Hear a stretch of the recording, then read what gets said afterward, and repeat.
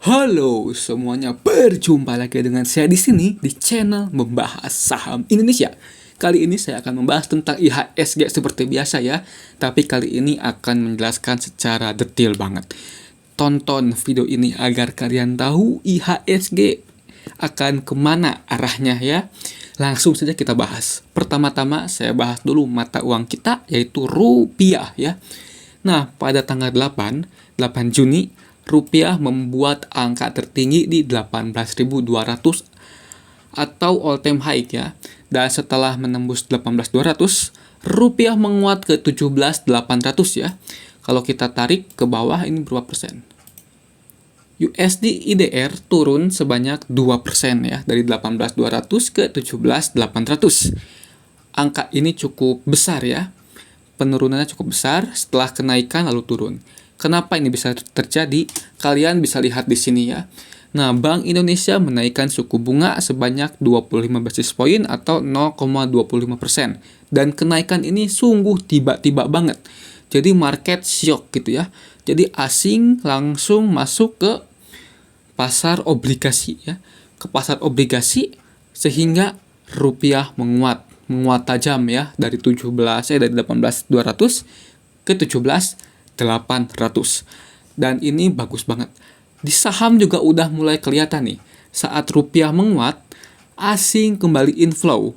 Dan pada hari ini 12 Juni, kalian bisa lihat inflow-nya sebanyak 287 miliar rupiah ya inflow-nya. Dan inflow paling banyak ke saham-saham besar seperti BBCA.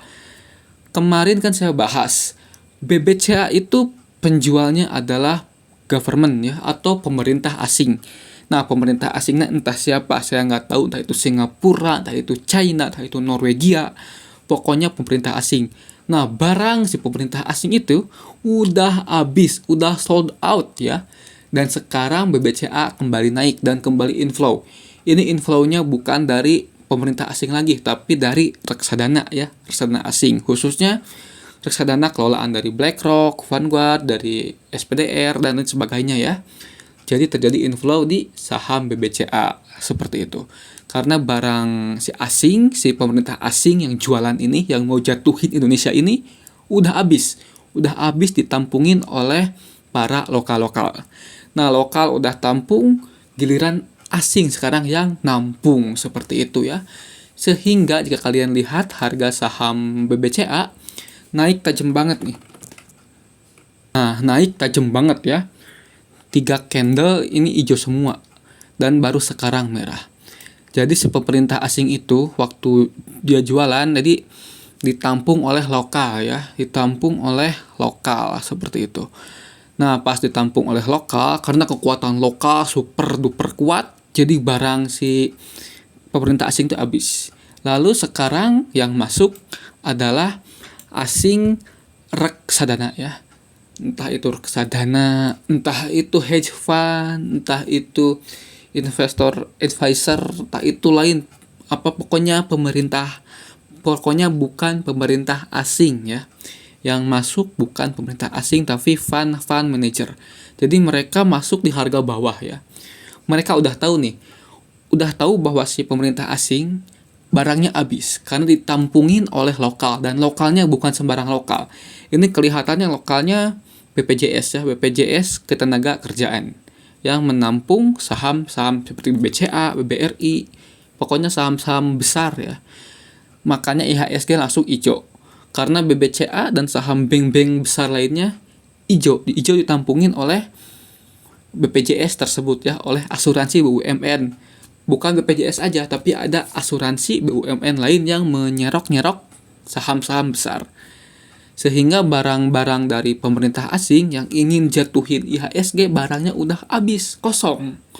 Nah, sekarang tinggal sisa lokal dan asing-asing dari fund manager ya, entah itu hedge fund, entah itu reksadana, dan lain sebagainya ya. Kalau kita lihat IHSG sekarang,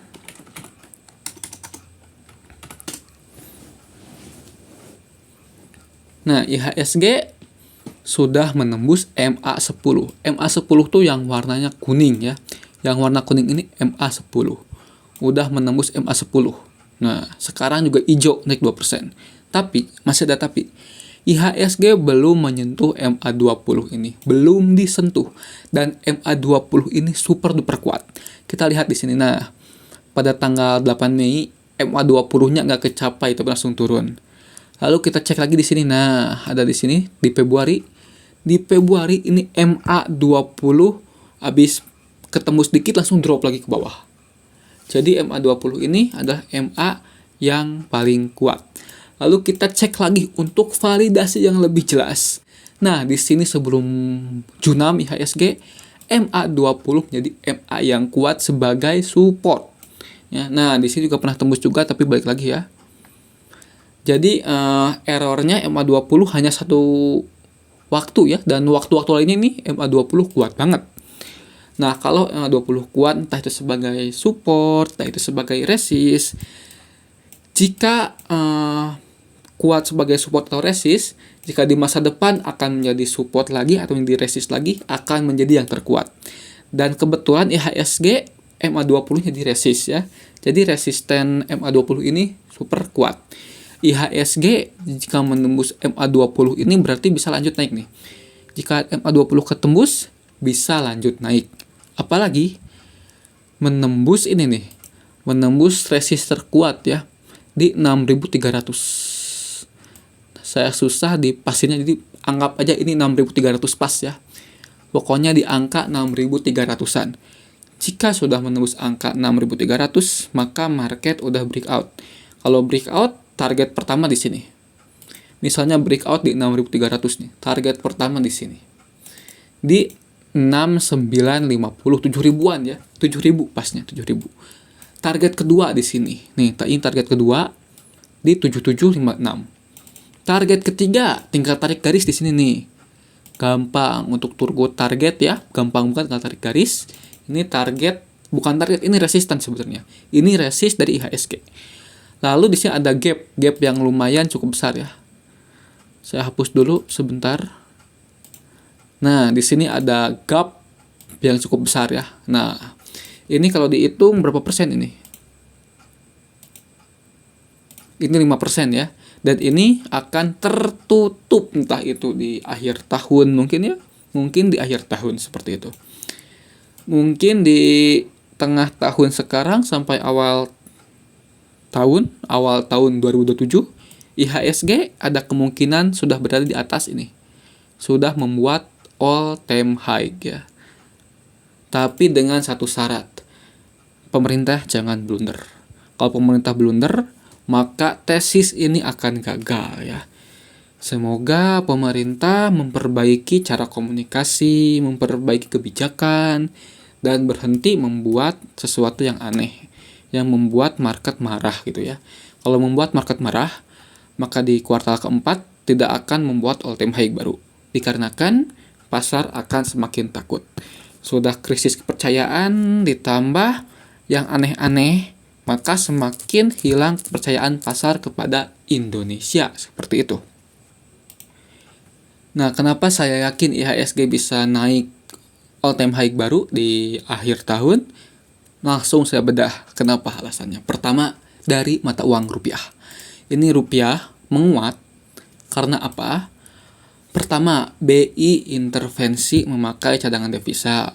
Kedua, BI memaksa para bank-bank besar seperti Bank of America, seperti JP Morgan, dan lain sebagainya untuk menutup long di USD IDR. Kalau menutup posisi long atau posisi panjang ya, memakai leverage di IHSG, maka IHSG atau USD IDR, USD IDR bukan IHSG, jika para bank-bank tersebut melakukan posisi long di USD IDR, maka harga rupiah semakin tertekan. Jika mereka menutup posisi atau membeli kembali rupiah, maka harga rupiah bisa kembali naik ya. Atau kalau di sini USD IDR turun. Kemungkinan akan ke 17.500. Kemungkinan ke sini nih, ke 17.500. Dikarenakan Bank Indonesia sudah berani untuk melarang para bank-bank besar melakukan posisi long di USD IDR. Dan ini sentimen bagus banget. Akan membuat rupiah menguat. Jika rupiah menguat super besar, ke 17.500 dalam waktu singkat misalnya, para asing fund manager ya, asingnya saya sebut fund manager yang mengelola dana gitu. Para fund manager asing itu akan berbondong-bondong masuk ke pasar Indonesia, terutama membeli rupiah ini ya, membeli rupiah. Nah, kenapa mereka membeli rupiah? Karena mereka serakah ya, ingin cuan terus. Jadi jika ada market bagus, kesempatan bagus, mereka bakal masuk seperti itu. Nah, mereka bakal kemana larinya? Larinya bukan ke saham, tapi mayoritas ke sini, ke obligasi. Nah, obligasi ya. Untuk obligasi ini kan saya memakai yield obligasi. Jika yield obligasi naik, itu bad. Jika yield obligasi turun, itu good. Nah, sekarang rupiah menguat kan? Rupiah menguat, obligasi langsung turun ya. Selain dari kenaikan suku bunga, pengaruh dari inflow rupiah juga membuat bond turun. Kenapa yield bondnya turun? Dikarenakan asing mayoritas masuk ke pasar obligasi. Dan jika IDR menembus 17.500, obligasi akan semakin menguat dan bisa saja ke angka 6,7%. Balik ke area sini ya. Ke 6,7% yieldnya. Dan jika yield obligasi sudah menembus 6,7, asing akan berpikir, ini kan mereka asingnya pakai USD ya, ini beli bond udah keuntung kata asing tuh ya. Tidak menguntungkan karena yield bond Indonesia dengan yield bond Amerika hampir dekat banget, di spreadnya dikit banget gitu, selisihnya dikit banget dan tidak cuanable. Nah, maka mereka akan pindah ke sini, pindah ke IHSG. Karena IHSG masih murah, mereka akan pindah ke sini, pindah ke IHSG. Nah, jika para asing itu masuk, maka IHSG akan bullish ya. Karena asing yang serakah itu, fund manager yang serakah itu akan menghaka saham di IHSG ya. Sehingga IHSG bisa kembali mencetak all time high ya.